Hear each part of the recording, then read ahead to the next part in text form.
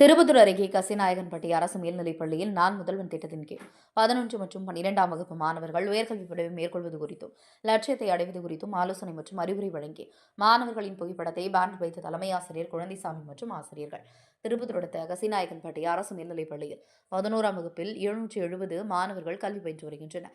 இந்நிலையில் IAS, IPS, MBBS, pilot, செவிலியர், வழக்கறிஞர், நீதிபதி, தொழில்முனைவோர், மென்பொருள் பொறியாளர் உள்ளிட்ட பல்வேறு உயர்கல்வி படிப்பை படிக்க விரும்பும் 11ஆம் வகுப்பு மற்றும் 12ஆம் வகுப்பு படிக்கும் ஏழை எளிய குடும்பத்தை சேர்ந்த பள்ளி மாணவர்களுக்கும் பொருளாதாரத்தில் பின்தங்கிய மாணவர்களுக்கும் நான் முதல்வன் திட்டத்தின் கீழ் பயிற்சி அளிக்கப்பட்டு மேலும் பள்ளி படிப்பை முடித்துவிட்டு உயர்கல்வி படிப்பை படிக்க செல்லும் போது பல்வேறு உதவிகளை நான் முதல்வன் திட்டத்தின் கீழ் பள்ளி மாணவர்களுக்கு அரசாங்கம் சார்பாக வழங்கப்பட உள்ளது. இது தொடர்பான செய்திகள் பள்ளியின் தலைமை ஆசிரியர் குழந்தைசாமி தலைமையில் பள்ளி மாணவர்களுக்கும் பெற்றோர்களும் விளக்கம் அளிக்கப்பட்டது.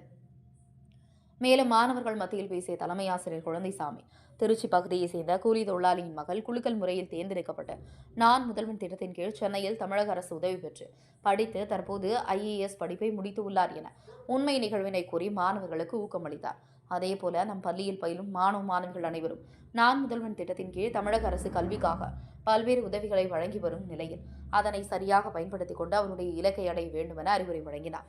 மேலும் பள்ளியில் பயிலும் 11 மற்றும் 12ஆம் வகுப்பு மாணவர்களின் வாழ்க்கையின் லட்சியத்தை கேட்டறிந்து IAS, IPS, MBBS, nursing, pilot, judge, teacher, entrepreneur, engineer போன்ற அவர்களின் புகைப்படத்தை பேனர் அடித்து எங்களின் கனவுச்சுவர் என்ற தலைப்பில் காட்சிப்படுத்தப்பட்டு ஊக்கப்படுத்தப்பட்டன. இதனை பார்க்கக்கூடிய பள்ளி மாணவிகளுக்கும் தன் இலக்கையும் லட்சியத்தையும் அடைய வேண்டும் என்ற உணர்வும் உயர்கல்வியை தொடர வேண்டும் என்ற எண்ணமும் தோன்ற வேண்டும் என்ற நோக்கில் வைக்கப்பட்டது.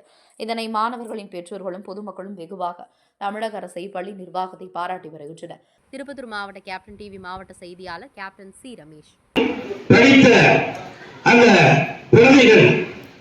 அது ஆணாக இருந்தாலும் சரி, பெண் பிள்ளைகளாக இருந்தாலும் சரி, அதாவது ஒரு நாமக்கல் ஒரு பாப்பா பேட்டி கொடுத்தாங்க. நானே பார்த்தாத அந்த பேட்டி என்னன்னு சொன்னா, அவங்களுடைய பெற்றோர்கள் சாதாரண தினக்கூலி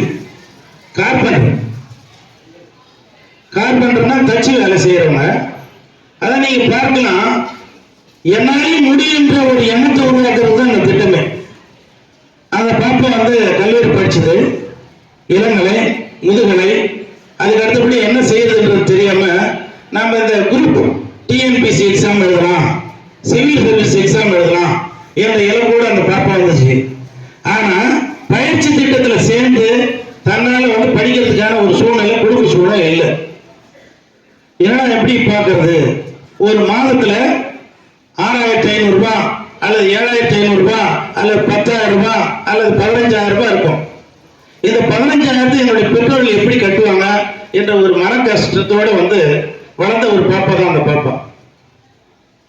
ஒவ்வொரு மாவட்டத்திலையும் இது போன்ற குழந்தைகளுக்கு ஒரு தேர்வு வச்சு உண்மையிலே படிப்பதற்கு ஆர்வம் உள்ள குழந்தைகளுக்கு அந்த தேர்வு மூலமா செலக்ட் பண்ணி அந்த குழந்தைய எடுத்துடுறாங்க. அவங்க சென்னைக்கு கொண்டு போயிடுறாங்க.